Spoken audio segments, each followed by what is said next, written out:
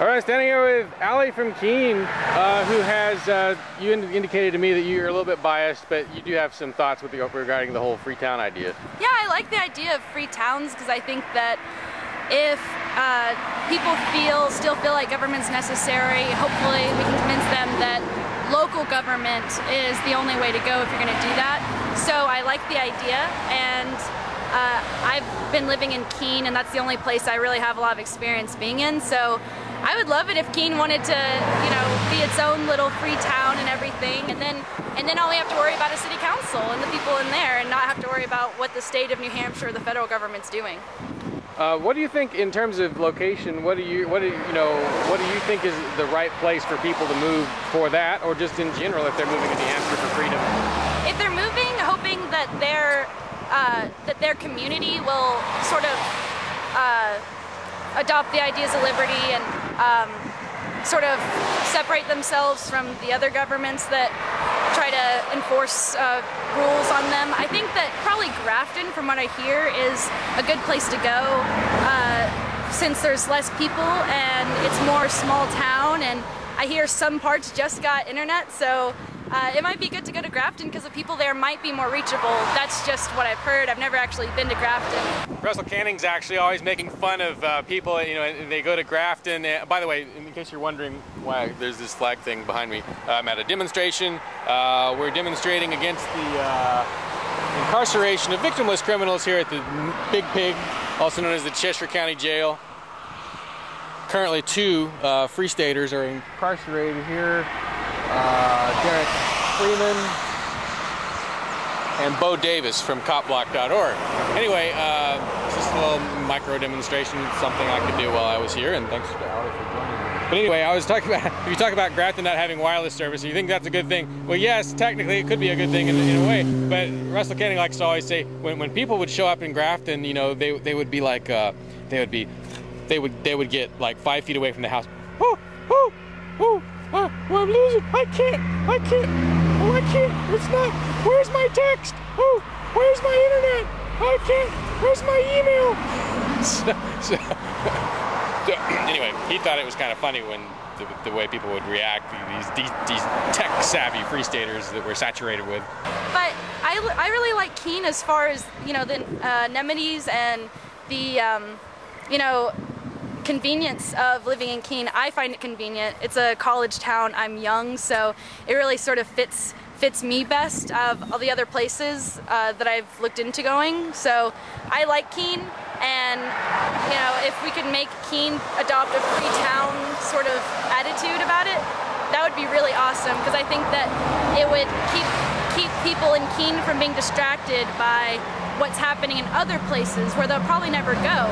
You see the Sentinel, which is Keene's major newspaper, reporting more on, you know, national issues, it seems, or a lot of their stories are geared at state and national issues and less on what's happening in the town we all live in. They don't want to talk about what's happening right in front of them, God forbid. Right, because, you know, they don't want to, it's easier to take a position on national issues because people are more sectioned off in that way, and a lot of people know what they think. When it comes to local issues, some people feel all different kinds of ways, so they don't want to say something that offends a bunch of people. So it's easier just to stick with national stuff where it's been watered down to silly little issues that don't really have a lot of substance. But when there's a big problem, you know, right under your nose, like you said, it's more convenient just to avoid those things, talking about them. I was listening to WKBK today on the way over, and they do have a good talk programming, a very good talk programming for such a small town.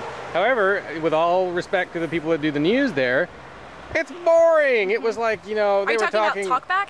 No, well, I mean, that Talkback's a good show, but I'm just talking about the, they would just have the news broadcast at the top of each hour, and they have this attempt at local news, and they try to tell you all the boring things they can think of, right?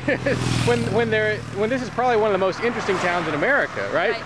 All right, sir. Do you have a permit? I'm a little bit confused here, sir. I'm late for know why I have this. All right, so You're the sponsor of the No, event. I'm not a Did you look sponsor. at your flyer? I didn't make a single flyer for anything. Your name is on. Are you on the flyer? Pay taxes? A flyer that, can you show me this flyer that you're telling me? Oh, sir? we'll have the flyer. Hey, public space. But they have to, oh no, we hear nothing, we see nothing, we're not going to talk about those people because that will make them, there'll be more of them, you know.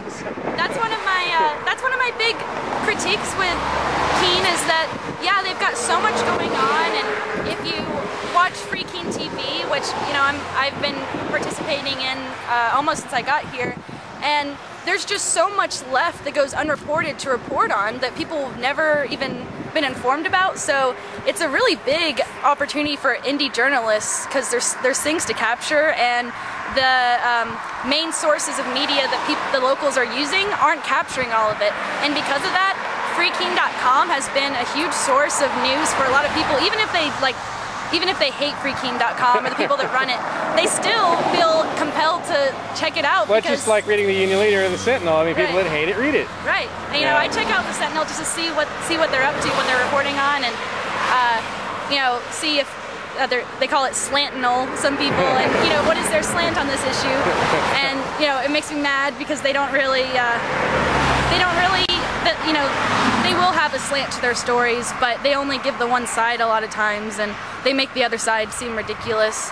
And I just see it as, you know, it's called the Liberty Media Capital of the world, but that doesn't mean that it's being utilized as fully as it should be. It means that there's tons of room for growth, and you know, it would be nice for people to start talking about doing a free town, you know, making Keene a free town in that sense, because, you know, that idea is sort of it's a kind of concept that, like, I could see the founders or like the constitutionalists talking about, but it's really something that could appeal to a broad range of people. It doesn't just have to be the Constitution thumpers. It could be, you know, it could be the Democrats or anyone too. So I think people have to be presented with an idea before they think about it a lot of times. So. All right, Allie, thanks for your thoughts. No problem. Thanks, Ridley.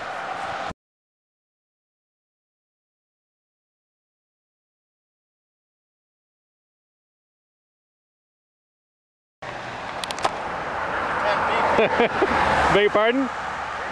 Just the two of us for now. What's that? Just the two of us for now. At least finally give me something to take a picture of. Yeah.